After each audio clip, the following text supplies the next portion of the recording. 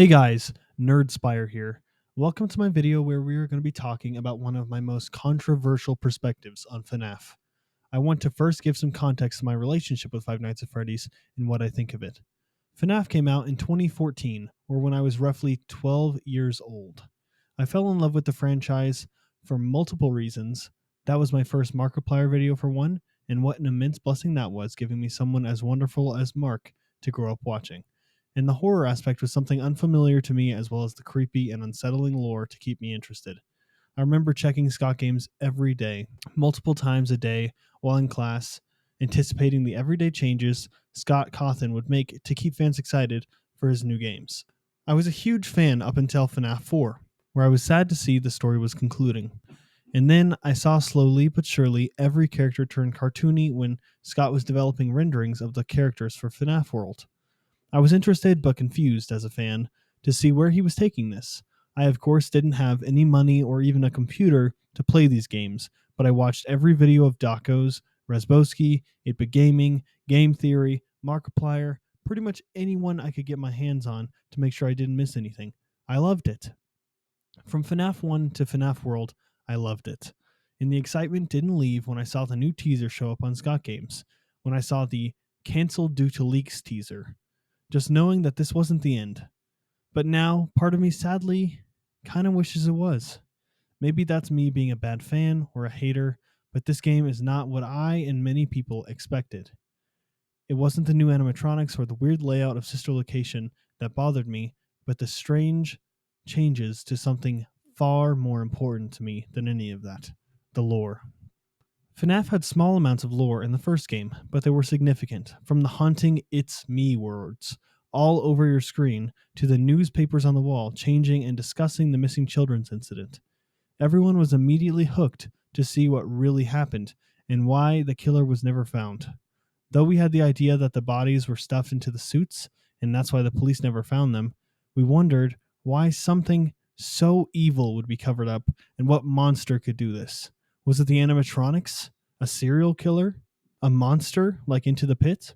We wouldn't know until FNAF 2, where we see a killer active in the Save Them minigame in the Foxy Go Go minigame. We saw this purple man standing and watching menacingly as Foxy ran and saw the bodies of the victims.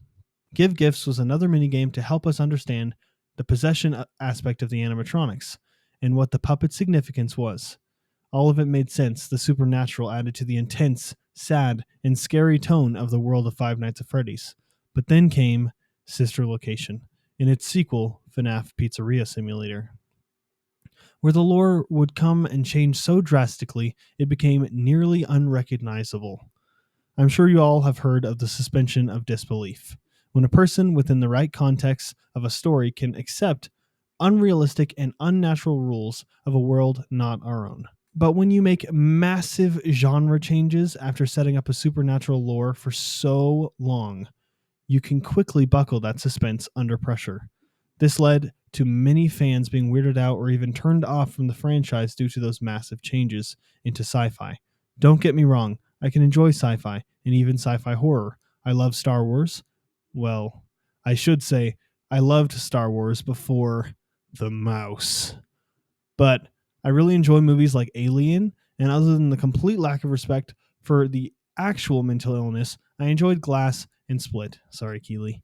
But when you are something other than sci-fi and become sci-fi without the proper setup, it can be very off-putting, especially when your setting is in the 80s and 90s, when their computers were of ridiculous proportions and development of technology like AI and programming were often extremely difficult. Never once as a 12 or 13-year-old did I expect this game to lean so much into this, but when I saw it, I couldn't believe my eyes. And the fact that my beloved franchise changed so much so quickly, it upset me a lot. Now, I will say, it doesn't upset me nearly as much being a 22-year-old writing this, but Sister Location still leaves a sour taste in my mouth whenever I discuss the lore with my friends. Okay, now that we have all the context we could possibly need, I want to go further into detail about why certain aspects of the story struck me as so off-putting. First of all, the Scooper and Michael. We all know, or at least veteran fans of the franchise know, Michael Afton, the son of the killer, and the man who put so much energy into saving the kids his father condemned. A true hero, even with his mistakes when he was a younger man. When he went to save who he believed might have been his sister's spirit in sister location, she scooped out his organs to force a 700 or more pound giant animatronic amalgamation into his body, and they hid in that rotting body convincingly enough to trick people who lived around him for a while, let alone at all. I just remember seeing this and being like, what the hell is this? Forgive the language, but I was not a happy camper to say the least. Then came the idea of remnant, a liquid of some kind that basically holds your soul bits and can be used to influence and haunt animatronics with the right process. I'm not even going to get into agony because, frankly, I haven't cared to look into it deeply enough to understand it other than it being more powerful than remnant.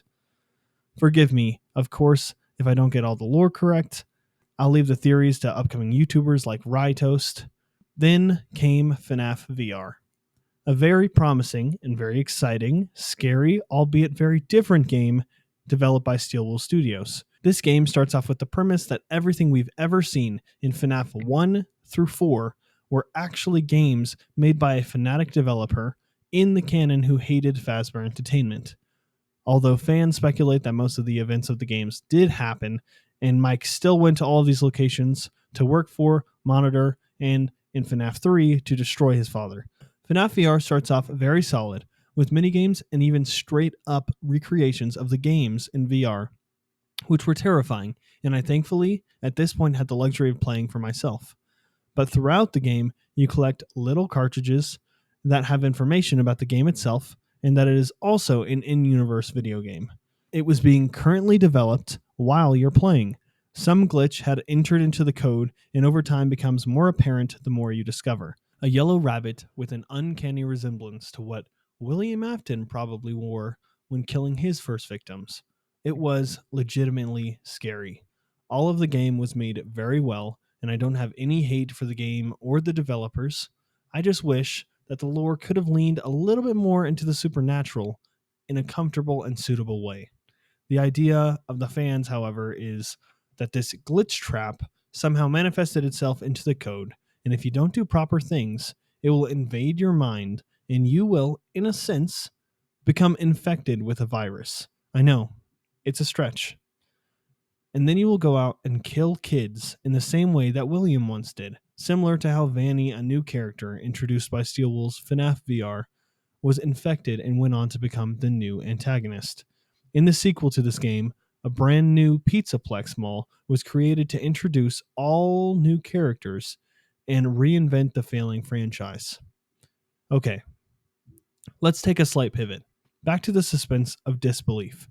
I know this isn't a real company. Freddy's is not a real place, but where on Scott's earth are they getting the money to keep making new franchises and animatronics and buildings, etc.? They have to be the most persistent company in the world to not have shut down after 60 years, and even more persistent to not have shut down after the missing child's incident or the bite of 87.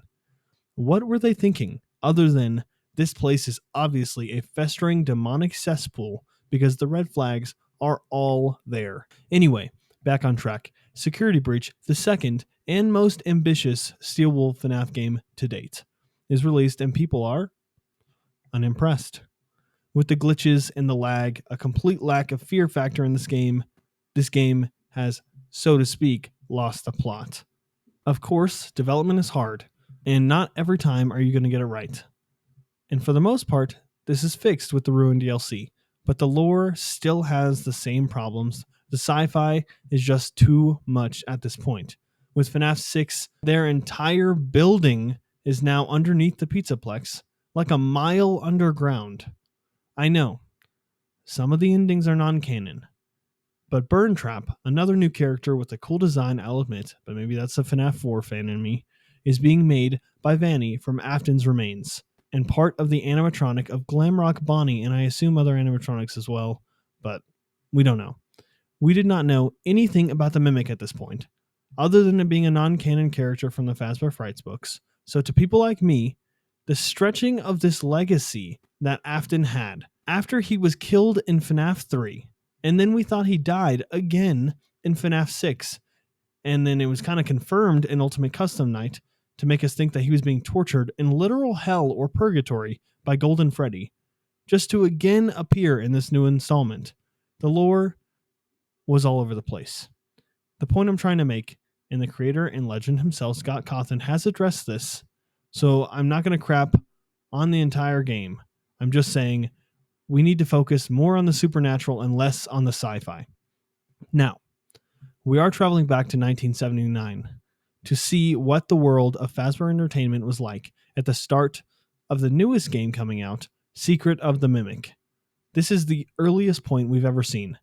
I hope they won't make it too unrealistic with sci-fi, but I also am a realistic man. This is my love letter to Steelwool. I trust you. We trust you. We know you're a great development company full of wonderful people, and people make mistakes. I don't dream for a second that I could have made a better franchise than Scott. I simply disagree with some of the creative decisions. However, as my wall in my room shows, I'll always love FNAF. I know I probably sound like a hater or like a person who can't be made happy, but that's not me. This little script I wrote has been bottled up for years, and I felt like putting my 2 cents out there was not so wrong. I also want to say I appreciate the support I've gotten on my most recent videos, the Glitch Attraction Remade videos. Please comment down below any thoughts y'all have, or if I'm wrong to y'all, let me know. I love you guys so much. Praise God and have a blessed day. Bye, guys.